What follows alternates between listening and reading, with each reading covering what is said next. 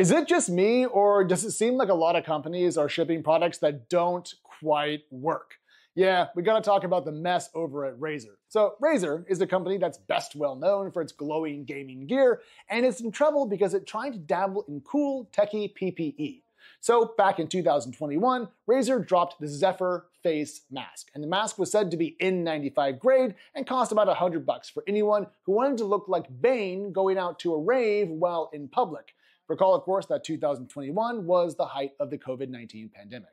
But as YouTuber Naomi Wu first pointed out, the mask actually didn't filter out 95% of particles from the air as promised. Yikes. So Razer took down any mention of the grade. However, that was too little and too late. The FTC alleges that Razer made misleading statements about the mask on social media and claims the company didn't have the product properly tested. In response to all that, the FTC settlement requires Razer to pay a penalty of $100,000, plus the government intends on getting the $1 million worth of masks that it sold back to consumers. The money, in other words. The settlement also bans the company from making, quote, COVID-related health misrepresentations and other, quote, unsubstantiated health claims, which I don't think Razer is in any danger of going back and doing again, but it's still pretty embarrassing to be told that out loud in public. If you purchase one of these masks, good news, you're probably going to get your money back. But it is unacceptable that process was not followed in this case. We're not talking about neon gaming mice or RBG keyboards. This was masks during a pandemic. It's a pretty high stakes thing to get right.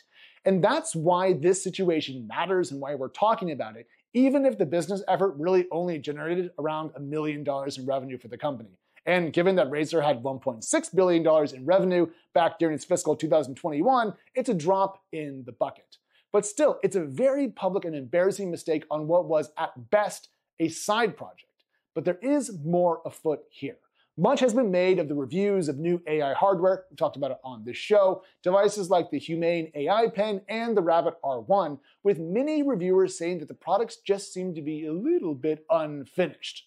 Now, there is a difference between the Razer mess and the AI device rush, or even the pedal issues we've seen on the Cybertruck. But I wonder if they all add up to something to say about how hardware is built today. In an era when software updates can ship quickly, building atop a more basic piece of code, the way that people are often taught to build just may not convert perfectly to the world of hardware.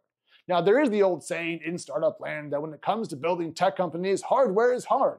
And yeah, that's true. There is a reason why there's only one Apple, after all. The thing that I keep coming back to, though, is that you just can't MVP hardware that is for general sale. You start very basic and then expand. But that concept doesn't always quite translate to hardware, does it? You're shipping something physical, which can't be updated in precisely the same way as an over-the-air software update. So to close, I love gaming gear, I have a small fleet of mechanical keyboards, and have owned a number of Razer products over the years. The company might do well to stick to what it does best. And for the AI hardware startups, well, I'm really excited about the second generation of your gear, which might have been better off as the first generation. More tomorrow.